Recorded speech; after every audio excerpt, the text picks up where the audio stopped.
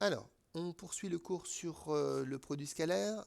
On a vu précédemment la définition. On a besoin de certaines propriétés, notamment pour pouvoir faire des calculs.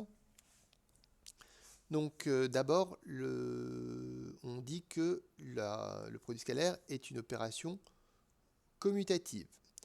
On peut le voir dans la définition qu'on avait donnée précédemment. Ce n'est pas la peine de noter la justification. Quand vous faites AB scalaire AC, vous avez longueur de AB multiplié par longueur de AC multiplié par le cosinus de BAC.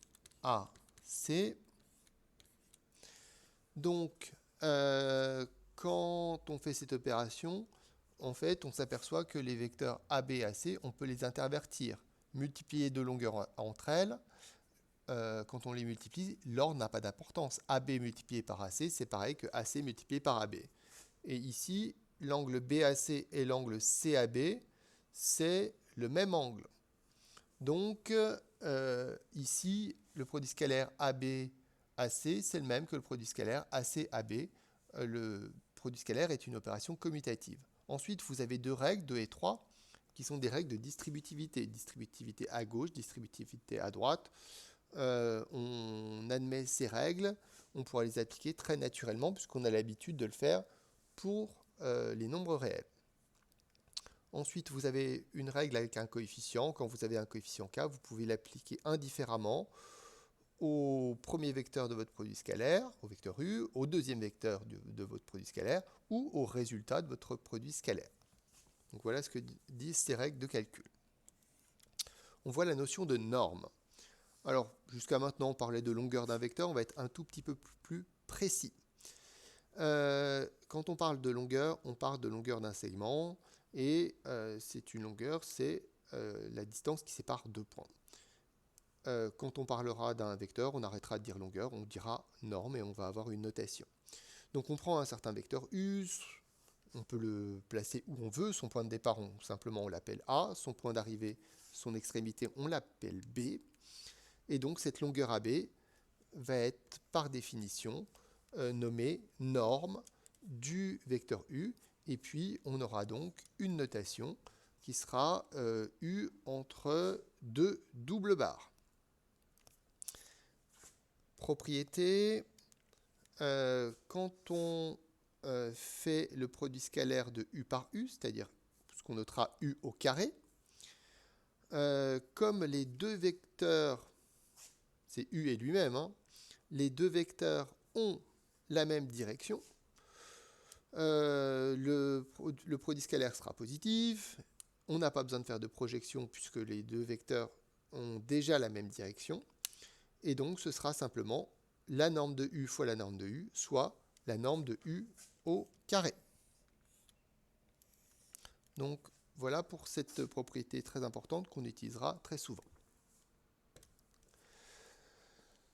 Alors, à partir du moment où on peut distribuer, on peut avoir besoin, envie, de faire des identitaires marquables.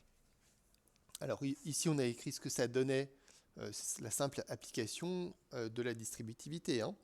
Donc U plus V au carré, ça va nous donner U au carré plus 2UV plus V carré.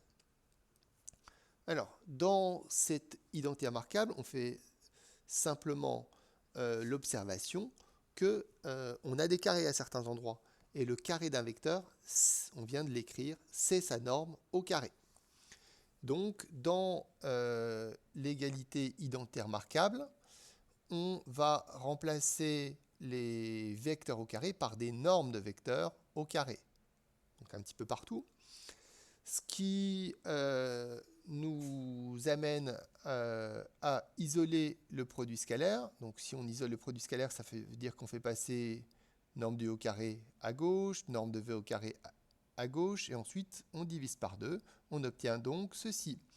Ce qui veut dire qu'on est capable de définir le produit scalaire uniquement avec des normes de vecteurs, avec des longueurs en réalité. On fait la même chose avec la deuxième identité remarquable. Vraiment exactement la même chose.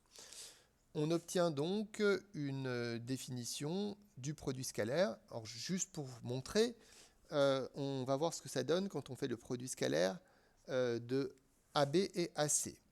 Donc on obtient la norme du premier vecteur, donc ça veut dire la longueur AB au carré, plus la longueur AC au carré, moins donc la norme du vecteur A, B, moins le vecteur AC au carré divisé par 2. Alors, ça, ce qui est écrit ici dans la norme, c'est quelque chose qui peut simplifier. Parce que quand vous avez AB moins AC, je vais écrire ici sur le côté, si on veut, quand on a AB moins AC, en fait, ça nous donne AB plus CA. J'écris vraiment tous les détails, hein. Ce qui veut dire CA plus AB. Et CA plus AB, c'est en fait CB. Donc ici, nous avons affaire à AB carré plus AC carré. Et ce qui est dans la norme, c'est en fait juste le vecteur CB. Donc je peux dire que c'est moins la longueur CB au carré, divisé par 2. Donc là, vous avez en quelque sorte une troisième définition du produit scalaire. On peut très bien définir un produit scalaire sans faire aucune projection, sans connaître le moindre angle, juste en connaissant certaines longueurs. Donc ça pourra être utile, par exemple, en terminale, quand on définit le produit scalaire dans l'espace. À partir du moment où on a la notion de longueur, on peut très bien définir un produit scalaire. Enfin, bon, la dernière identité remarquable vous est proposée. Donc U moins V facteur de U, j'ai écrit deux fois la même chose. U moins V facteur de U plus V, ça fait U carré moins V carré pour les vecteurs, mais aussi pour les normes. Donc voilà pour ce qui est des règles qui vont nous permettre de faire des calculs avec les vecteurs.